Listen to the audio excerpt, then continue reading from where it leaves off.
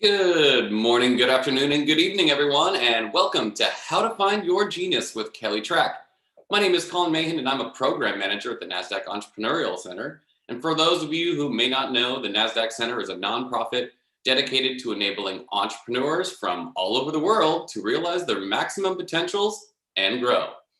As you may have just seen in the chat, the Nasdaq Center, along with our partner Mentor Cloud, launched a free mentor matching platform for entrepreneurs called Mentor Makers. You can create your own advisory board to guide and inspire you with in-the-moment mentorship from topic experts and professionals dedicated to providing exceptional mentorship to entrepreneurs across all races, industries, and geographies. So find or become a mentor today by using the link in the chat.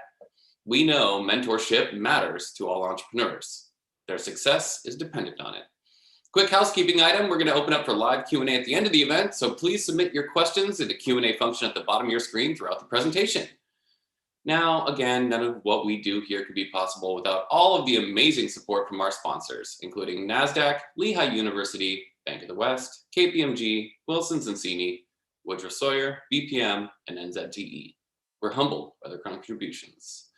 During these still somewhat unique times, we're curious on how sentiment is among the entrepreneurs that we work with.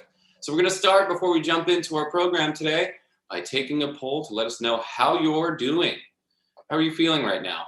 Are you fearful, anxious, surviving, optimistic? Second question, what's keeping you up at night? Helps us inform the responsive programming that we're going to be providing for you, our entrepreneurs, over the next coming months. So if you can take a moment to vote on those really quickly, appreciate your votes. And we'll jump right in, but I'm going to give that another second or so. All right, looks like we've got a pretty good mix. So I'm going to end this poll, share those results. Well, optimism's at the top, but still understand that some of you are surviving out there with COVID-19 and the Delta variant still being very real out there. We totally understand. So hopefully this discussion will help fuel a little bit more optimism in your engines. What's keeping you up at night? Looks like sales and pivoting. So again, this discussion will hopefully help those items. So without any further delay, please join me in giving a warm welcome in the chat to our special guest today. Kelly Trach is an entrepreneur, a business coach, and author. Kelly, welcome. Hi, thank you so much for having me here, Colin, and special thanks to Cody and Isis, who've also been setting it up behind the scenes. I'm so honored to be here today. Amazing. We're so happy to have you. Well, over to you. I know you've got a lot of great stuff to cover, so good luck and have fun. Thank you. All right, I'm just going to go ahead and share my presentation today. Amazing. Perfect. Yay. Well, welcome everybody. I'm so happy to be here. I'm hosting a session today on how to find your genius. I want to give a quick little message saying that I used to go to the center so many times when I was living in Silicon Valley, and I moved down from Canada and I had no friends. So the center was so instrumental in me building early connections. So it's such a pleasure and an honor to be back in a more of like a teaching capacity and sharing this workshop with you. So it just sort of goes to show for all of those of you who are watching, you never know if you're going to come back and share about the success of your startup or something you've created and built and give back in your own unique way. So without further ado, let's get into today's session.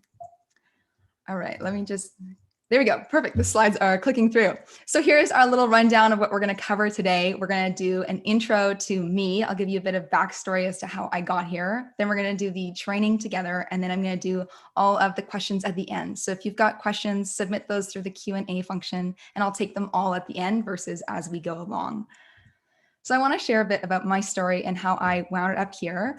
I'm Kelly Trach. I am a four-time entrepreneur. I'm a business coach. I help people find their genius and monetize it so they can turn it into successful online businesses. And I'm also a soon-to-be published author. My first book, P.S. You're a Genius, an unconventional guide to finding your innate gifts, even when you feel like you have none, comes out this fall 2021 from Ben Bella Books. I'm going to be giving you a bit of a sneak peek of what's inside this and teaching some of this here with you today. I want to explain how I got here, and here are some photos from my iPhone camera roll of my journey over the years. I always like to joke that if I saw a crystal ball in high school in terms of, hold on, my computer says it wants to restart. in 60 seconds. Hopefully that comes up one more time and I can just close that message out so we don't have a restart in 60 seconds.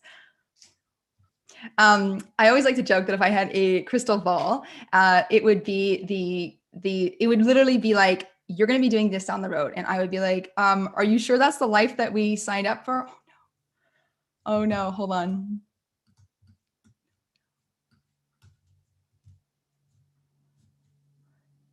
The computer, hold on, give me 2 seconds. All good, Kelly. We understand the technology happens. Okay. So is it restarting or are we Nope, good? it says we're good. Let me go back Awesome. to resume share. One here. I'm here with some terrible jokes in case it does happen, but it looks like we're good. So awesome. There we go. The tech gods are with us today. So I like to rewind back to high school, sort of when my patterns of overachieving and striving really started to kick in. I was your classic overachiever. I was in all of the AP advanced classes. I graduated high school with a 96% average. I had all the extracurriculars on my resume and all of the fancy internships and work experience I could get my hands on. And it worked. I got into my top school of choice, which was one of Canada's most competitive business schools. It's got a 6% acceptance rate, and that's the UBC Sauder School of Business. I did the exact same thing. I worked from dawn to dusk, worked my tush off, graduated with straight A's. I was on the Dean's List honor roll. I had cool internships. I was working at Tesla Motors. I got to do my study abroad in Paris, France. I did business case competitions over the world, including cool places like Australia. And I was working so hard, and the golden marker of success in my eyes was to be a grad coming out of university with a job offer. So I was like, I'm going to totally have a job offer lined up before I finish school. Except I could never get jobs that I really wanted. And I only had 2 job offers that I didn't really like. So I turned down both. And I said, you know what? I've always wanted to give entrepreneurship a try. So let me go do that. So I moved to the Bay Area and I moved to San Francisco to start my very first tech startup. I got into a pre-accelerator program in the Bay Area taught by a billionaire venture capitalist, and I did the exact same thing. I worked really hard on my startup. I networked every night. I would slap on a name tag, go to events, meet people, try to get this thing off the ground. But no matter how hard I was working on it, startup 1 failed. Startup 2 followed a similar fate, and startup 3 did the exact same thing and had the exact same imminent death, and it sunk like the Titanic. So at this point, I had picked up some extra research work on the side, and I was helping a team go for an X Prize with Singularity University. And I was doing some part-time work, doing some research for an angel investor. And I was like, gee, I really got to figure out my life. My startups aren't working. All my friends have real jobs and are making real money. And here I am with failed business after failed business. So I took a 1-week vacation and I flew from San Francisco back to Canada. And I was at this cabin kind of in the middle of nowhere where the Wi-Fi is really bad and you really have to think about your life and you have to stop running away from all your problems. And I woke up one morning really early. I had my journal with me and I was like, okay, I'm going to figure this out. So I poured myself a big cup of coffee. I sat down in this like red lazy boy recliner chair. I kicked my feet back up. And then I heard this phrase from my intuition. You can call it God or source or whatever you want. It's sort of like when you get some wisdom out of the blue that just sort of drops into your head. And it told me, Kelly, what if you just did what you were good at? Because you see, my whole life, I never just did what I was good at. I was always busy trying to solve the biggest, hardest thing and strive and prove and achieve. And it was only after 3 failed startups of me realizing, how could this trait and this pattern of working really hard not hold up when I needed it most? So I figured, okay, let me give this a shot. Let me try to see if I can do what I'm good at. Except the problem is that I had no idea what I was good at. I was so used to being well-rounded that I didn't know what my innate gifts or talents were. The only thing that I really knew was how to talk about my autoimmune condition. So I started a little online blog, and that kind of turned into a website and a podcast and online courses and paid offerings. And then people started asking me, hey, Kelly, how'd you build this? Could you be my business coach? Could you help me build something too? And I said, no, you don't want my help. I had 3 failed businesses. And they're like, no, you have entrepreneurial experience. Sometimes your genius is just under the tip of your nose and everybody can see it, but you can't. Anyways, fast forward to now, I've been working full-time for so many years as a business coach. And through my theory and my framework of helping people find their genius and monetize it, people came to me for coaching and advice because they were like, oh, Kelly's the person that can help solve my problem when I ask, what could I sell? What could I do? What could I create? because I'd ask them little quirky, unconventional questions to figure out their innate gifts and then see how we could translate that into a product, a service, an offering, or business model. So that's how I came up really indirectly of this framework of finding your genius. And it's what I'm going to be teaching you today. And like I said, if I had a crystal ball and I could see into it, I would have never guessed that I ended up here, but that's just sometimes where life takes us. So let's go through this today and talk about how to find your unique genius. So we're going to begin with some key term definitions to make sure we're all on the same page. The first is the word genius, and this is how I distinctly define it. When you combine your top 3 to 5 gifts and you do them all at once, you create a world-class expertise doing something only you can do. Some people call this your it factor, that je ne sais quoi, that X factor, and it's that magic touch. We all know what it looks like to see people who are really in their element. They are so magnetic, and it's like you can't take your eyes off them. Steve Jobs had it in spades. Elon Musk just puts everybody else to shame, and Steven Spielberg was doing it way back when before it was cool. Now, you might be wondering, how is finding your genius different than finding your strengths? There's a couple key reasons I want to go through with you on. Number one is that I believe that there's a difference between a gift and a strength. When we say that we're strong at something, it implies that there is still room for improvement. But when we say that we have a gift, it implies that it's innate. And your genius is built upon your innate gifts and talents, where you're already really exceptional and excellent at it. The second thing is that I want you to include gifts that can only be felt by the human heart. So for example, you couldn't just take an online quiz or an assessment and it would tell you that you're good at painting or singing and dancing or coding and graphic design. Those are very important gifts that I want you to be including in this framework of finding your unique genius. And the third is that a lot of the times people really lean on one strength and call it a day. But your genius is built upon those top 3 to 5 gifts at once and doing all those together to really create this amazing world-class outcome. It's really that unique blend that gives you that leg up over everybody else. Now, you might be wondering, what does it feel like to be in your genius? Here are some of the hallmark signs of success that you're doing the work you're born to do. Your genius is the thing that brings you flow. It feels like you could just do it for hours and hours on end, and it gives you more energy when you do it. It's also instant and automatic. You could do it for me without any thought or preparation. And it's already very well honed. I really believe that through your life experience and all of the odd jobs you've ever had, you've actually been honing your genius up until this point in time. And you could do your genius for me right now on the spot. And even a person like Simon Cowell would have to give you a 10 out of 10. And you're also way better at your genius than all the others, but you seem to do it with far less effort.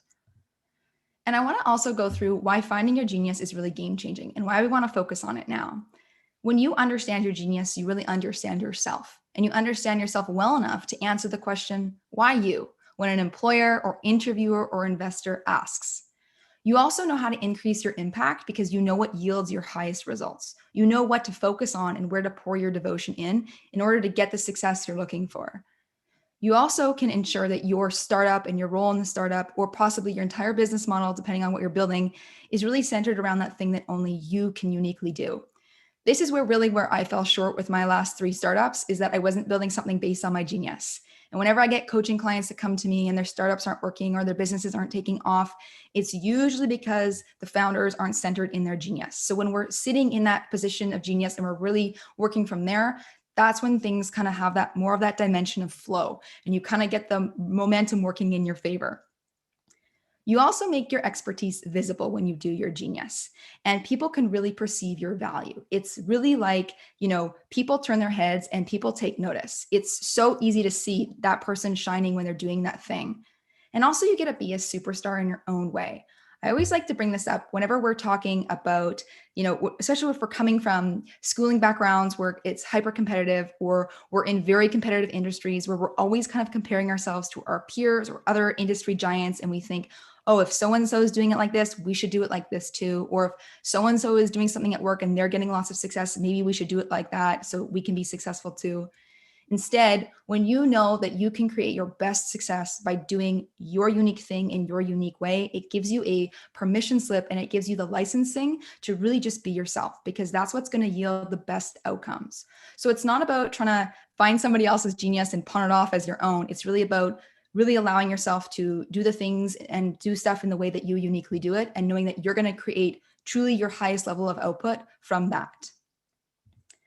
Lastly, everybody has a source of genius. So even if you feel stupid or pathetic or dumb, believe me, I felt all of those words before. I promise you, you have something that only you can do. So let's get into the good stuff and find it.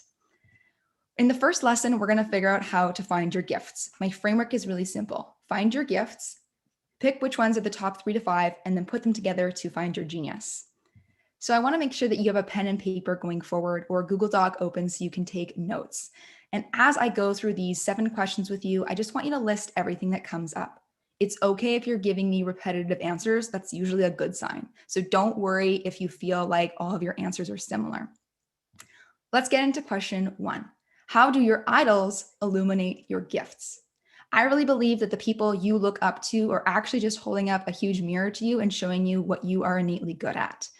So I really want you to think about who you've looked up to the longest, who you deeply respect and admire, who you are really enamored by, or who you've thought is like super cool for such a long time. Really get clear on who the top 5 people are that you admire. And I want you to write down 3 reasons why you like each one of them. Also, PS, for sake of time, we're just going to be moving through these questions one by one, and there isn't going to be space to journal and write on it. So I encourage you to go quick, think on your feet, and answer these as we talk through these questions together. But I really want you to sit on this one because it's one of my favorite questions. And whenever I'm working with clients, I always like to get a sense of who they look up to and who they admire, because it's usually showcasing their gifts right back at the person. If you are in a scenario where you are trying to pivot, or you are, just graduating or looking for a new role and you're not exactly sure what to do with your life, another great way to think about what you could be doing for work is to really consider how all of your idols are making money and what their career is. Are they all VPs? Are they all founders? What is it that they do? See if there is a common thread between all your top 5 idols, because that is a good indicator that that could be your job too. And that's what you could be doing for work as well. So this is question 1. How do your idols reflect your gifts? Question 2. What are you good at that nobody taught you how to do? I want to make a really important note here. I really don't believe that you have to go to school for your genius. Some of the best masters are self-taught. So I don't want you to write off any of your innate gifts just because you don't have a plaque on the wall with your name on it. It's really important to take note of what experience you already have and hold, maybe through more unconventional ways. So here are 3 questions to take it deeper. Where have you found your own formula? Where have you found your own flow? Maybe it's a better way of doing things, or almost as if you've built a better puzzle or system or engine or way of being, whatever it is for you. Where have you sort of figured out your own way of doing stuff? I know for me, over a lot of trial and error and years of experience, I learned a thing or 2 about how to build a business based on your genius. And I've sort of just put the puzzle pieces together on my own and found my own formula. Another question to ask yourself is, what do you know intuitively? What do you just know how to do in a way that you can't even really describe how you know how to do it, but you can do it? It's a really great place to take note of stuff that you might be really great at. For example, one of my clients who used to work in tech, she was always innately good at singing and songwriting. She just knew how to write and sing songs. That ended up being such a big part of her genius. And now she works for herself as a music producer and singer and songwriter, scoring documentaries for film and TV. So just ask yourself, what do you just know? And maybe what have you just known for your whole life or throughout your childhood that you're just good at doing? And you just have this special talent for. And also, what have you studied independently? I really believe that your self-interest also really deeply counts, just as much as perhaps the stuff you went to school for or didn't go to school for. Think about, what have you really gone down the rabbit hole in order to really become self-taught? Maybe through blogs or podcasts or mini courses you've taken, stuff where you've educated your own self and you've learned something along the way and you've mastered it through purely your self-interest. So really think about this. What are you great at that nobody taught you how to do? Question 3 is, what have you been unexpectedly criticized for? This is such a good question to think about, because There's been so many times, in my life when I'm trying to give my absolute best effort and then I get some negative feedback totally out of the blue. And I want you to think about this in your own life. Where have you really showed up wholeheartedly, given your best results, and been shocked at somebody's negative comments toward you? Where have people said you're too much of this or too much of that? I'll give you an example. When I was in business school, my college counselor kept telling me, Kelly, you are too enthusiastic. When I was in high school, my English teacher in creative writing told me that my creative writing was too creative. And I got a lot of negative feedback growing up for being too much of a visionary or too much of a dreamer or too unrealistic. Well, in my books, if we take some of those words, I like to think of it as just average Joes really pointing us in the direction of where our gifts are and where our genius really could be, because we're just sort of expressing it on a whole other level. Because to me, somebody who's maybe too creative and too much of a visionary and too enthusiastic, well, that sounds like the making of a genius. So think about this in your own life. Where have people said you are too much of this or too much of that, and you've been actually shocked because you thought that that was like a good thing? Essentially, where have you perceived your blessings as maybe a curse? This is a good place to take note of any gifts that might be coming up for you. The fourth question is, what's something easy for you that other people really struggle with? I want you to have a moment and check in to think, hey, do I have any times in my life when I've been able to look around me and I see other people really having a hard time? And then I think, oh, wait a second, maybe I am good at this.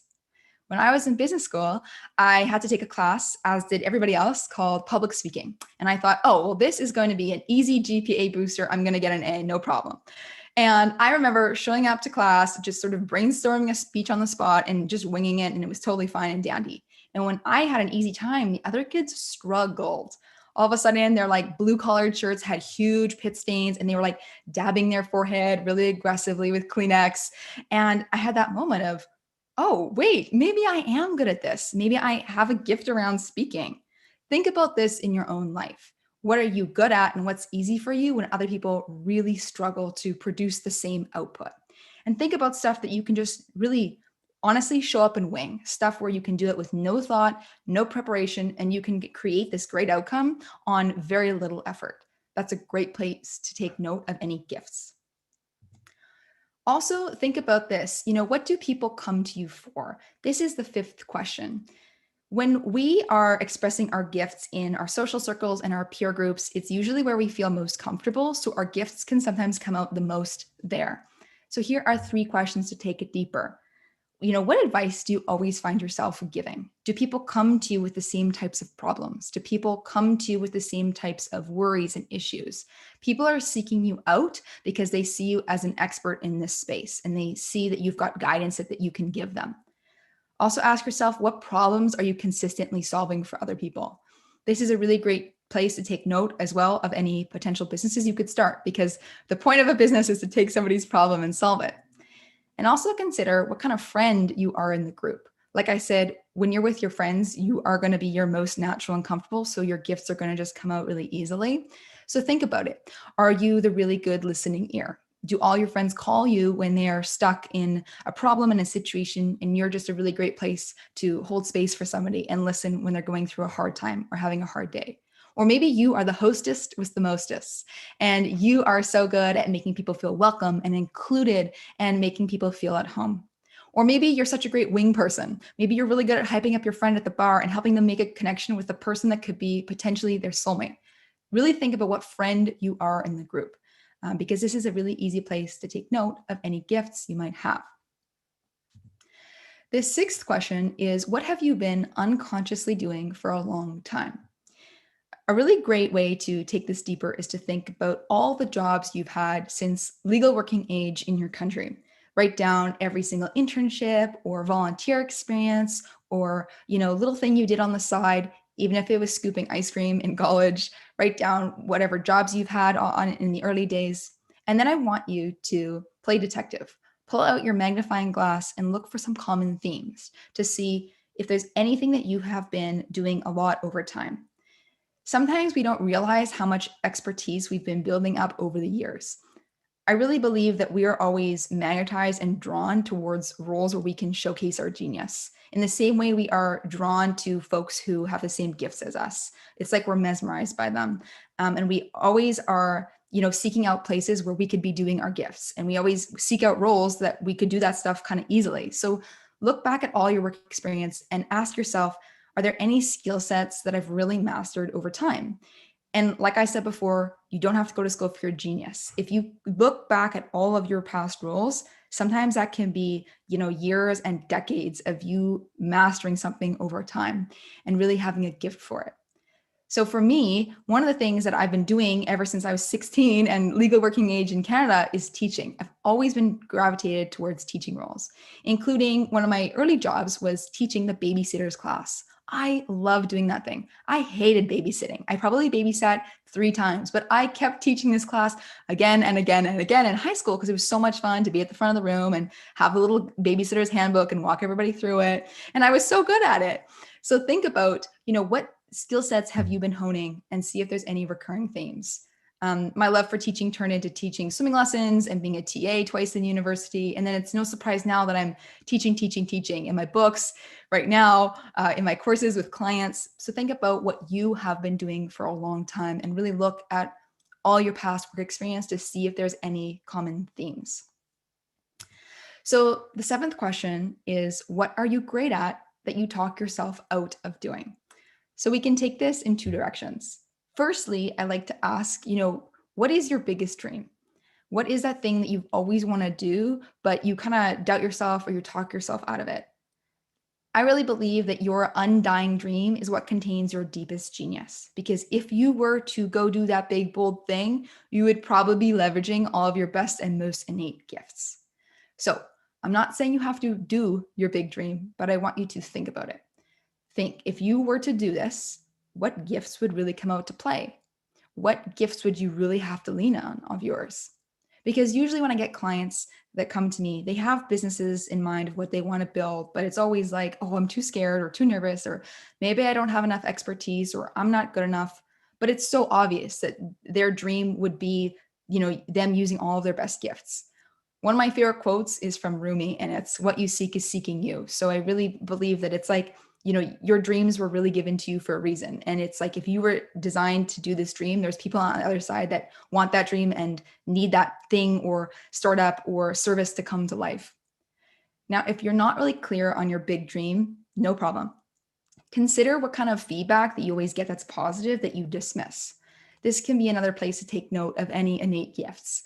Something that, you get lots of positive feedback for, but you kind of just brush off, or you're like, I don't know, stuff that comes up a lot. For example, I had so many people over the years tell me that I was bubbly, and I was like, okay, sure, whatever. And then it took me, after a long time of trying to figure out what I'm good at, I was like, maybe these people are right. Maybe all this feedback is correct. Maybe this is like something I should pay attention to. So think about this in your own life. Put your inner critic aside, tell them to stop talking for a second and absorb those positive words that people have been giving you.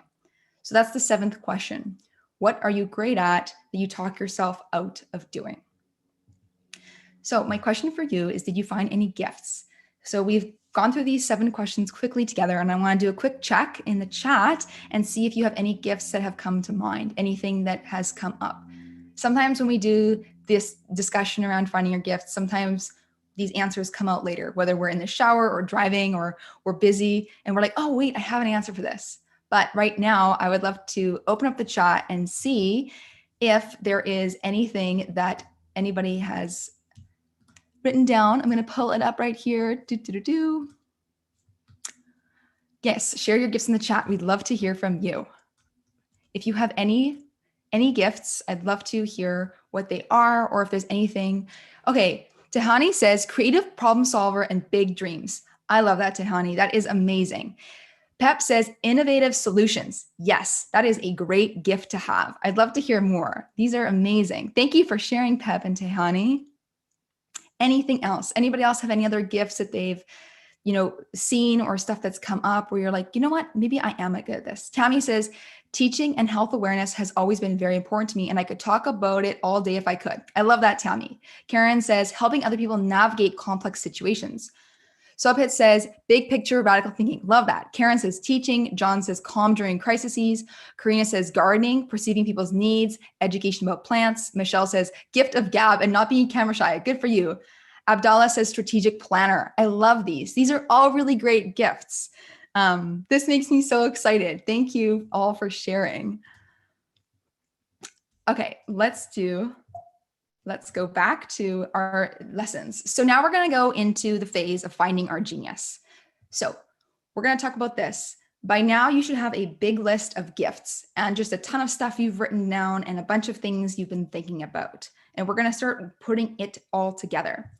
So the first part is to look at everything you've written down. And I want you to look for common themes.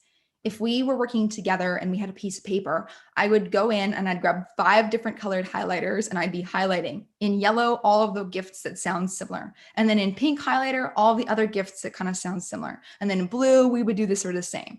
So I want you to go through your list and do the exact same thing and look for those common themes. The second thing I want you to do is distill it down into your top 3 to 5 categories. So I want you to pare it down. This is sometimes where it can be a bit tricky because, of course, you are naturally going to be good at many things. You are going to be talented and you're going to have many strengths, but we want to find your best gifts. Like your gifts is the stuff that's like truly the creme de la creme and it's the cream of the crop. So you kind of want to be a little bit ruthless here. And if you've got kind of gifts that are outsiders or kind of stranglers or one-offs or outliers, just cross them out. We want to go for those recurring themes and what's really prevalent and coming up a lot.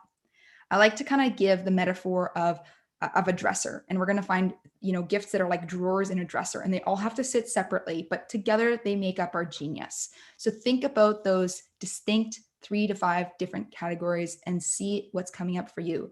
At minimum, I like to have clients get at least 3.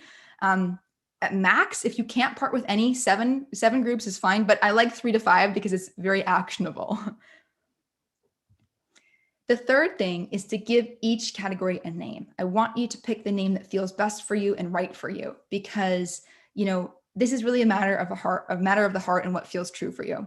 So for me, my best gifts are teaching, speaking, creating, and connecting. For the word of creating, I could use a word like being a great marketer or being entrepreneurial, but creating just sort of feels like home and encompasses what I'm trying to communicate. So think about what feels right for you and give all of the categories a name. I'd love for you to share in the chat. What are your top 3 to 5 gifts? I'm going to pull out that little chat feature. And I would love to see if you have anything that's coming to mind of top 3 to 5 that you're like, you know what? I think I've got something here. I'd love to pull that up. So when you type in, I'm going to click the little chat and we can see what we have. All right. All right. What are your top 3 to 5 gifts? Share them in the chat. Communication service sales. Ooh, I love this, Karina. Communications service sales. Yes, we could totally see. So look at example for Karina. Somebody who's good at communication, service, and sales. When we put those together, we can already be thinking in our head, oh, we know what kind of role Karina would shine at, right? Or what she could be doing that's really in alignment with her genius. Caroline says teaching, communication, and service. Love that. We can also think, okay, teaching, communication, service, we could totally see how that could turn into a role or where she could easily be doing her genius. That's how we kind of know that we're hitting the nail on the head when we have a group of gifts where we could look at them together and be like, oh, this could totally be something. James says problem solving, teaching, and sales. Cody says connecting, planning, and entertaining. Oh, I love that. Tammy says teaching, speaking, leading, and motivating people. Amazing, Tammy. I love that. These are all really, really good. Michelle says communications, marketing, and entertainment. I love this. These are really great. Great work, everybody. And we're also moving so fast. Excellent, excellent job. This is really impressive. Anybody else want to share their top 3 to 5 gifts? Karen says, demystifying complex concepts and processes, teaching myself and others, and creating safe environments. I love that, Karen. Great work. Tahani says, creative, communicator, and strategy. Excellent. I love these. Thank you all for sharing. This is so good. Okay. Part 4. Your genius really happens when you do your top 3 to 5 gifts at once. So based on what we've come to so far and what we've all reflected on, I want you to think of situations in your life when you get to use those top gifts at once. And you really feel when you're doing those top gifts at once, you're like, wow, I feel in the flow. I'm really like in my genius. Like I really enjoy doing this task. Can you think of anything in your life where you're already doing that and you're already exhibiting it? So my question for you is, can you think of any activities that align with your genius? I have another question for you to share in the chat. When I do blank, I'm in my genius. So for example, when it comes to my gifts of teaching, speaking, creating, and connecting, I would say when I am coaching clients, I'm in my genius. Or when I'm leading workshops, I'm in my genius. That's when I feel alive. I feel in my element. I feel like I'm purposeful on planet Earth. I feel like my gifts are being used. I'd love to pull these up in the chat here. Yay. Karina says, when I do gardening, I'm in my genius. I love this. That is amazing. Thanks for sharing, Karina. So the prompt is, when I do blank, I'm in my genius. Now, you could also be pulling something that is from your personal life. It doesn't have to be something you do in your 9 to 5. It could be how you volunteer on a Sunday at a soup kitchen. It could be, something you do within your friend group. It could be part of your hobby. It's okay if your genius example is not work related. If it is, amazing. If it's not, don't worry, it still counts. Cody says, when I do an event, I'm in my genius. I love that. Kenneth says, farm work. Michelle says, when I stream on Twitch and have viewers, I'm in my genius. Oh, I love that, Michelle. That's a great example. Tammy says, interviewing people. I use videos to teach people about their health. And the way I create the content is by interviewing people about their health journeys. I automatically connect with the person I am interviewing with, and people that see the videos can see the authenticity. I love that, Tammy. Interviewing people is a great way to be in your genius. Tahani says, when I'm engaged in something creative or adventurous, I'm in my genius. I love that. This is all really, really good. Any other examples, anything else, or any other things that come to mind around activities that you do? Use the prompt. When I do blank, I'm in my genius. Anything else? Pep says, when I design projects, I am in my genius. I love that. Thank you for sharing, Pep. This is all really, really good. I really hope that this has been supportive and helpful. And I'm really impressed that all of you are going so quickly with the content. Everybody's a very fast learner, so good work. Anybody else want to share?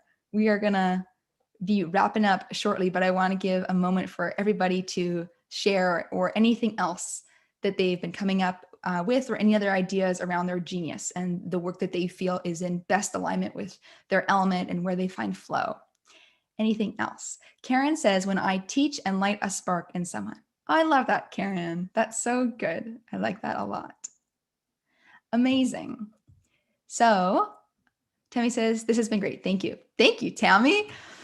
I'm going to do one more question kind of before we wrap up and before we conclude, and before we move to Q&A. So I would love to know, what was the number one most helpful thing that you learned today? Just as a check-in for the thing that you found most valuable that you've learned, either about yourself or about your gifts or about your genius. I'd love for you to share this in the chat. What was the number one most helpful thing for you today? Just as a touch point.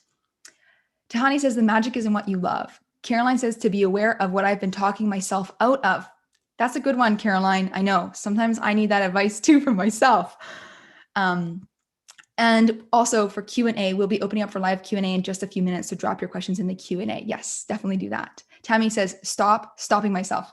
Very cute. I like the smiley face. The gift is what comes natural to me. Yes. Pep says, combining 3 to 5 gifts. Yeah. It's all about that combination and really leveraging on that unique blend as much as possible. That's when you're really going to find that flow. Kenneth says, flow, you are the third person the last week that has stated this to me. Oh, I love that. Kenneth, I always love this sort of concept that I lean on of sort of when things are mentioned in 3s in my life, I always take that as a sign that I need to look into that. Like that's sort of like the universe or my higher self pointing me in the right direction. So I love that.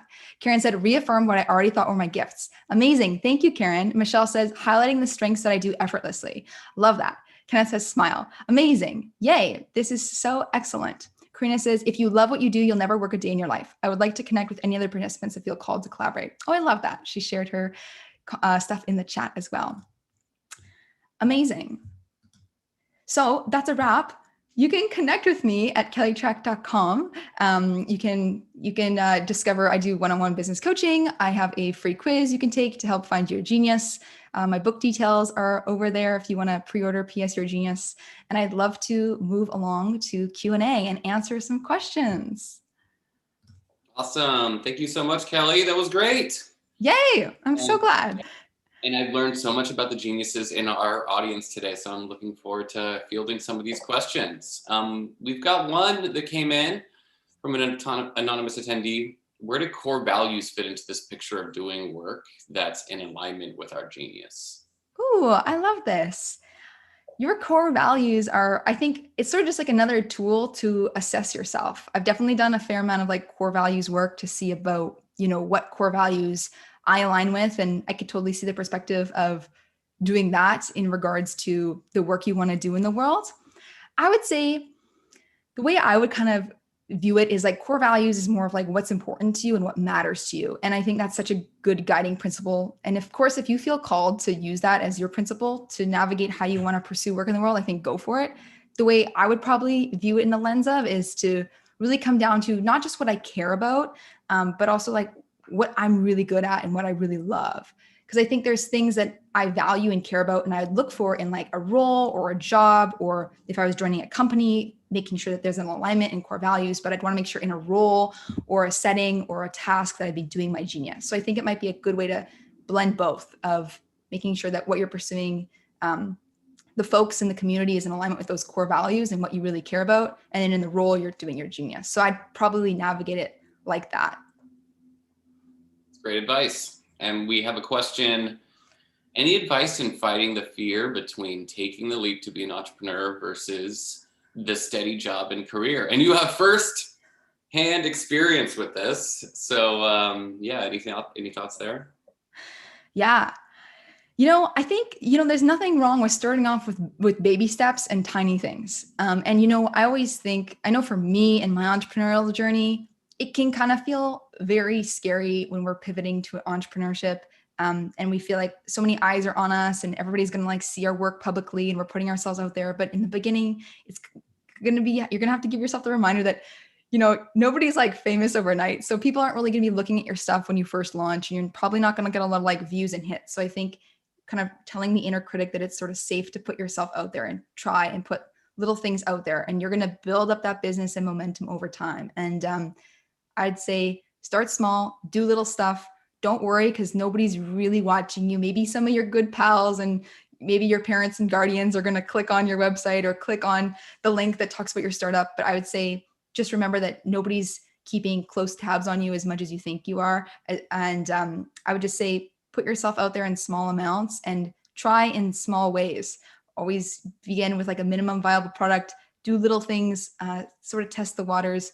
You don't have to go out there and quit your job right now, but I'd say start with the little stuff, put yourself out there, and don't worry too much about people, keeping tabs on you or, what people would think. That would be probably my best advice. That's great advice. And also everyone's busy themselves these days. So yeah, back to your point of no one's got a magnifying glass on you. Everyone has their own life. Yeah. We got a question from John. Thanks for the question. And for those of you still on, we've got a ton of time for Q&A. So drop your questions for Kelly in the chat.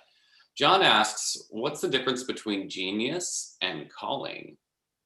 Ooh, I believe that your calling really is your genius. I really believe that your genius is your purpose. I really think that it kind of makes sense. If you were given these very special gifts, your calling and purpose would probably be to use them all. So that's what I believe. I really believe that, that's how you're going to get to where you want to go in life, is by you living out your unique genius. So there's a good chance that your calling is in alignment with the gifts that you have innately. Couldn't agree more. Another question is, what suggestions do you have for multi-passionate individuals who feel like it would take multiple lives to live the career goals that they've identified? Totally. I definitely understand that. I think it's with starting and taking action and seeing where things kind of go, and kind of don't beat yourself up if you fizzle out of passion for something or you want to pivot and change. I think for me, I have started, the 3 tech startups, but like there's been so many businesses that I've started and stopped. Like I wanted to do like a fiber cookie. I wanted to do a fashionable rain jacket brand.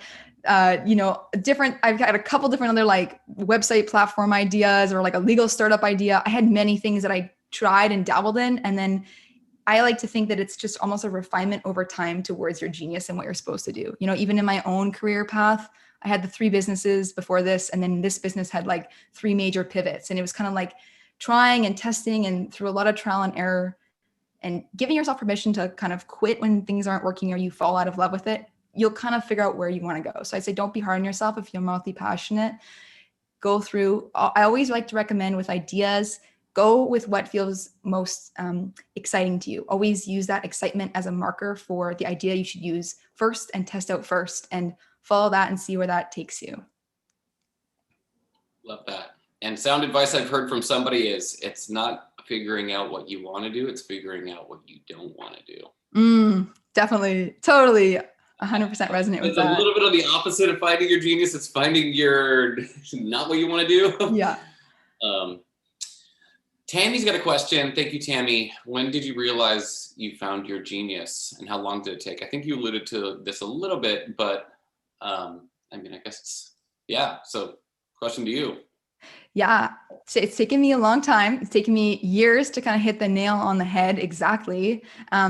Definitely running this current business, my coaching business of kellytrach.com. I found it, I'd say like in year 2. Year 2 was when I really was like, okay, this business coaching thing is what I'm good at, where I'm getting results for people, what I really enjoy doing. So that was on the 2nd year of my 4th business. So it took me time. Sorry, was there another half to this question, Colin? John had one that was similar and connected. So thank you, John. Can your genius change over time? Ooh, I like this. I think I would say yes. You know, I feel like as we go through life, we are, you know, truly growth seeking beings and we pivot and we evolve. And I think the things that, you know, we're good at might shift. And I think that's okay. I'd say give yourself permission to go with what feels good. Or I feel like, you know, in different roles or in different things, we're flexing different parts of our brain and different gifts and skills. So I think go with it. If your genius is changing, I always say go with what feels good. So if it feels right to change it, do it. Great advice. For those fresh out of college, any tips to choose career paths that allow us to gather more skills and realize our genius along the way, other than being in a company at a good culture with a good boss, etc.? Yeah. When it comes for like new grads or kids fresh out of school, young adults, sorry, I should not call you kids. You know, I totally get that. And I totally remember being there. I'd say, think about a couple of things. My first bit of advice I always like to say is that, you know, everything that you do along your journey really contributes to your final destination and where you're destined to go.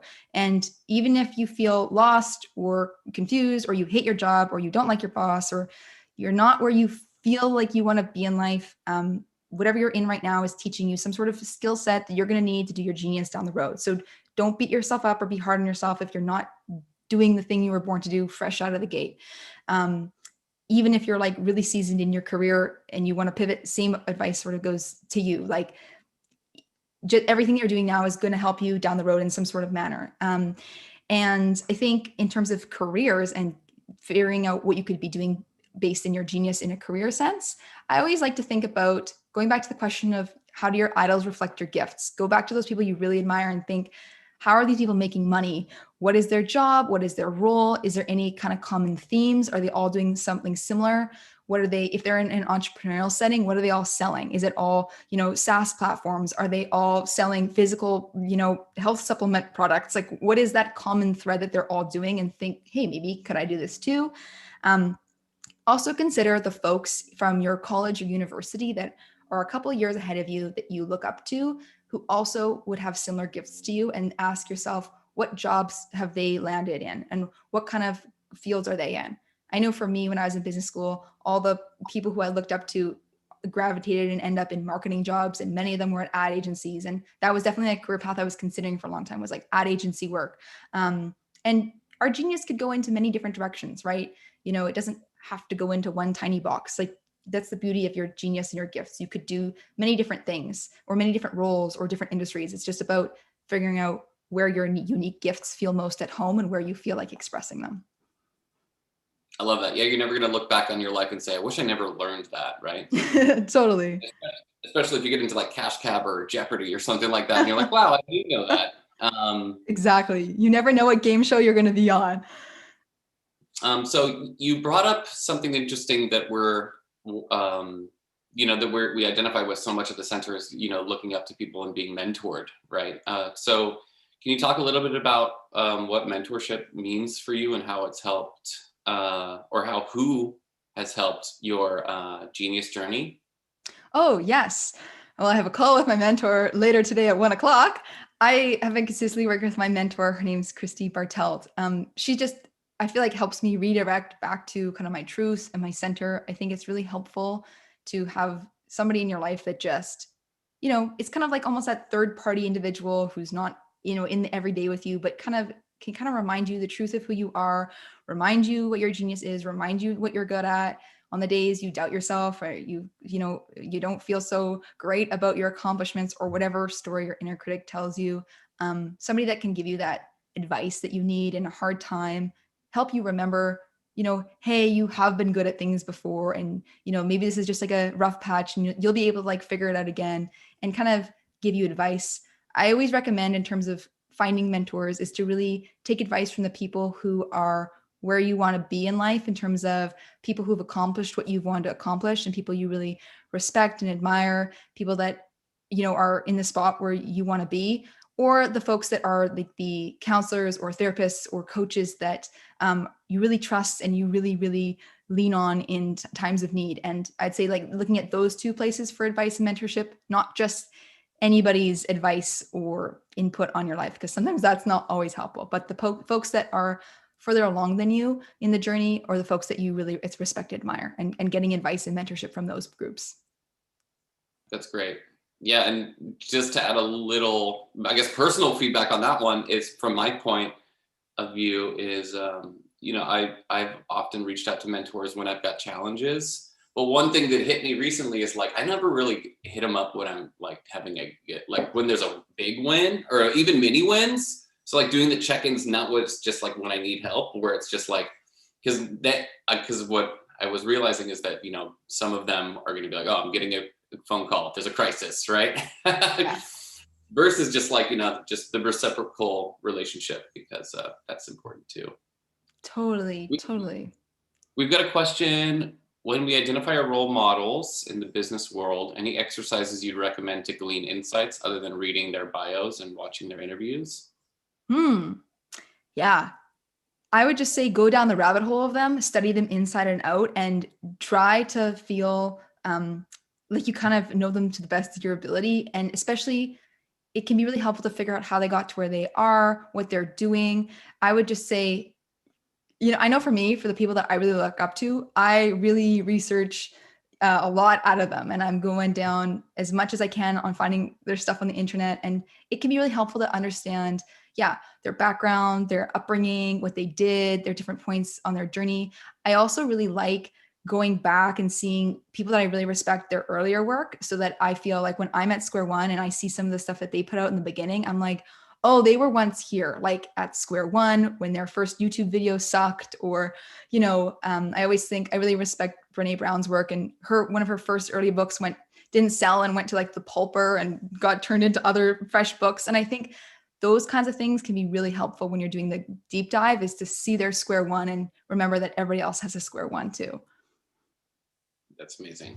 John, you touched on one of them, but John asks, who are your top three role models? Yeah, I'd say number one, Jen Sincero, who wrote You Are a Badass. She's very much been a consistent role model for me for a long time.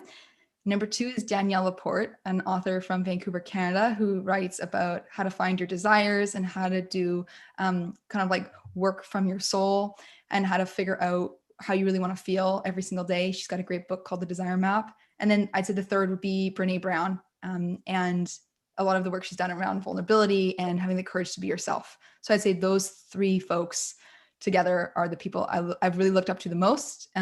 And I always like to say, especially in an entrepreneurial sense, it's obvious to sort of see my work in relation to theirs, because it's a lot about going after what you want in life, being your authentic self, and sort of building a business that's in alignment with your soul. So that's sort of the nutshell of like, how do your idols reflect your genius and the work you could be doing. It's like, it's a very easy example, and I put the example in the book because it makes sense. Yeah, I love that. And I would be remiss to leave this conversation without having, first of all, to thank you for sharing your insights today. But second, you have had 3 learnings in the startup world. And I don't want to say failures because everything you learn from, as we've talked about today.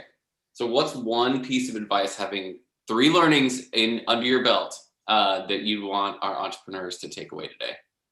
Yeah, I'd say make sure that whatever you're pursuing is really in alignment with your soul and your heart and your intuition and your genius. And don't just pursue the business because it sounds good or it's going to make you a lot of money or there's a good market opportunity. Make sure it's really in alignment with the work that only you can do, and you're really using your best gifts and you feel so called to pursue it. Because when stuff hits the fan and things get hard, when you're doing your genius, you're going to want to keep going because it's rewarding. And when we're maybe not in it for the right reasons, that's when things get hard and we want to quit. So do the work that's in alignment with your genius. Really listen to your intuition, and listen to what your heart knows to be true. It kind of always knows more than your brain does. That's a great way to end this. Well, Kelly, thank you so much for sharing your insights, and a bit about your book that's coming out soon. Our team dropped in some information on how they can pre-order that or learn more about your website, but really appreciate you taking the time to share your genius and to help our audience cultivate theirs. So on behalf of everybody on our team and everyone in attendance, thank you so much, Kelly, for joining us. For those of you still on, we've got some great webinars coming up next week. So we've got Navigating Startup Law with Becky DeCrod. If you have any legal challenges or questions, that's one not to miss. Also on Friday next week, we've got How Leading Organizations Blend the Best of Digital and Physical, which, as a lot of entrepreneurs have told us through COVID-19 and through 2020, digital and physical are going to be the future. So thank you all for joining us today. We look forward to seeing you all online soon.